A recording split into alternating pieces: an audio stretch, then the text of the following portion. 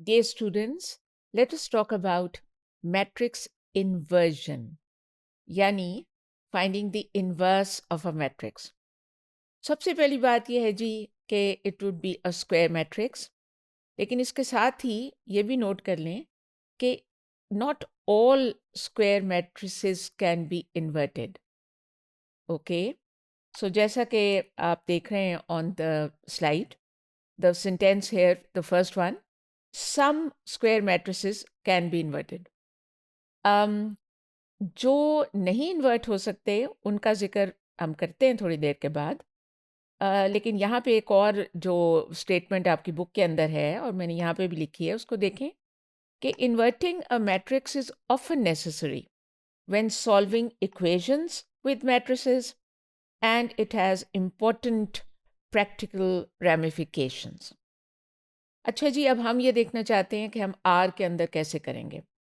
आपको ये पता ही है पहले से कि इन्वर्स जो होता है किसी भी मैट्रिक्स का, अगर ए उसका नाम है तो हम उसका जो इन्वर्स है उसको हम लिखते हैं A raise to -1। That is the notation that is being used. अच्छा, अगली बात जो बहुत अहम है वो भी आप जानते हैं और उसको जहन में भी रखना हर वक्त चाहिए, वो ये है कि an invertible matrix satisfies the following equation. And what is that equation? That the product of the original matrix with its inverse, that is equal to, that gives you an identity matrix of the same dimension. Okay? आपको उनका जो product है उससे आपको identity matrix मिलेगा। और before I go to the next slide, let me also tell you कि वो जो नहीं invertible, they are called singular matrices.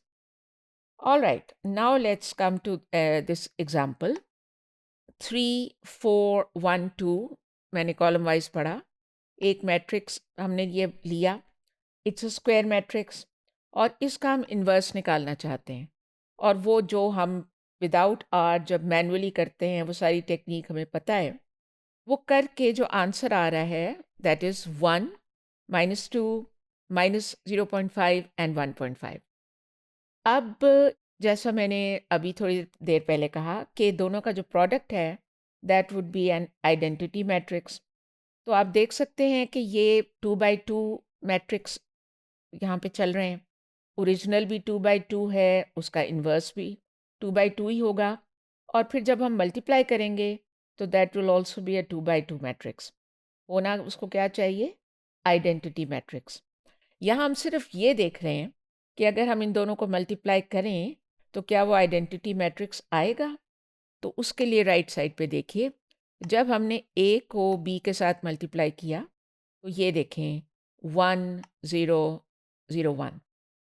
चाहे आप उसको कॉलम वाइज पढ़ लें चाहे रो वाइज पढ़ लें, it is an identity matrix of dimension 2 by 2। और मैंने जब उसको दूसरी तरीके से भी मल्टीप्लाई किया कि बी पहले लिख दिया और ए बाद में लिख दिया, तब भी वही आता है। जनरली तो कॉम्यूटेटिव प्रॉपर्टी नहीं ना फुलफिल होती, लेकिन इस केस में फुलफिल होती है। अगर आप उसको अपने इन्वर्स के साथ ही मल्टीप्लाई कर रहे हैं तो चाहे आप वो पहले लिख लें या वो पहले लिख लें, उस केस में आपको वही रिजल्ट मिलता है, आइडेंटिटी मैट्रिक्स। अभी ये सारी बातें हो गई, लेकिन जो एक्चुअल बात है कि हम आर के अंदर how do we actually compute और obtain the inverse of any matrix. We will for now just show you the R function solve in order to obtain the inverse of a matrix.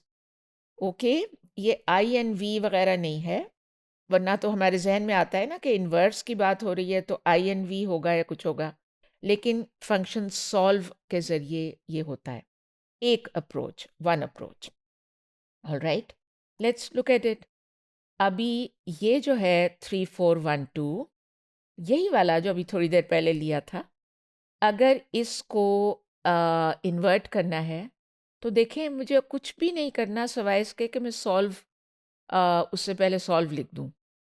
Solve function लिखा और उसके argument में उसका नाम लिख दिया उस मैट्रिक्स का, और उसके बाद एंटर किया and I get the inverse.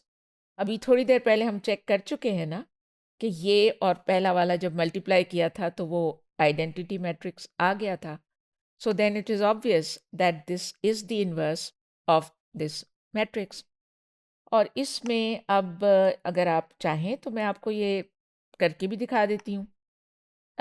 इसमें ये देख लें कि जो मैंने अभी किया है सॉल्व ए, इसमें अगर हम इसी में चेक करना चाहें कि आइडेंटिटी मैट्रिक्स आता है कि नहीं, तो बस इतना से ही काम करेंगे ना। ए लिखा, परसेंट, अस्टेरिक, परसेंट एंड सॉल्वे। यानी अगर हम सॉल्वे का कोई और नया नाम भी अगर नहीं रख रहे तो हम सिर्फ सॉल्वे ही लिख दें, तो ये original multiplied by it's inverse, और ये देखें जब एंटर करते हैं तो you get the identity matrix. अब अगर मैं इसका इन्वर्स निकालना चाहती हूँ तो मुझे क्या करना चाहिए? आई शुड राइट SOLVE और उसके बाद पैरेंथेसिस, और पैरेंथेसिस के अंदर आके आई शुड राइट B, और अब देखें क्या आता है। Let's C. Error in solve dot default, the matrix is I think singular. यहाँ पे ये लिखा भी हुआ है ये लफ्ज़, और जैसा मैंने कहा था कि not every matrix is invertible, तो ये I think this is a singular matrix, that's why we are not getting the inverse. Actually I think this is a singular matrix. इसके अंदर सिंगुलर का लफ्ज़ भी है, और सिंगुलर मैट्रिक्स कैसे पता चलता है कि अब कौन सा वाला सिंगुलर है कि जिसका इन्वर्स एग्जिस्ट नहीं करेगा? उसका जब आप इसमें जाते हैं गूगल पे और आप इसको लिखते हैं तो आपको कुछ मिलता है इस किस्म का, कि जिससे आप काफ़ी आसानी से चेक कर सकते हैं कि वो सिंगुलर है, यानी कि नॉन इन्वर्टिबल है या इन्वर्टिबल है।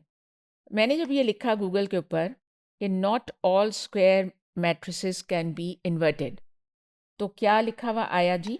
ये लिखा हुआ है not all 2x2 matrices have an inverse matrix. If the determinant of the matrix is 0, then it will not have an inverse. The matrix is then said to be singular. ठीक है जी, कि ये यहाँ पे हमें पॉइंटर मिल गया कि determinant अगर 0 आए तो then it is not invertible, it is singular. तो फिर हम क्यों नहीं ट्राई करते कि हम अपने इस मैट्रिक्स का डिटर्मिनेंट निकाल के देख लें कि क्या वो ज़ीरो है या नॉन ज़ीरो है। Let's see. So let me go to R, और मैं इसके आगे ये लिखती हूँ DET। This is the function that should give you the determinant, DET। अब इसके आगे हम डालते हैं parentheses, और उसके बाद we write the name of our matrix which is B, और अब मैं एंटर करती हूँ। I am doing that now and there you are. देखा आपने, ज़ीरो है उसका इस वाले का डिटर्मिनेंट, तो इसका इन्वर्स एग्जिस्ट नहीं करेगा, तो जिसमें मतलब इसमें फिर परेशानी की कोई बात नहीं है। और लगे हाथों आपने ये भी सीख लिया कि how to find the determinant of a matrix.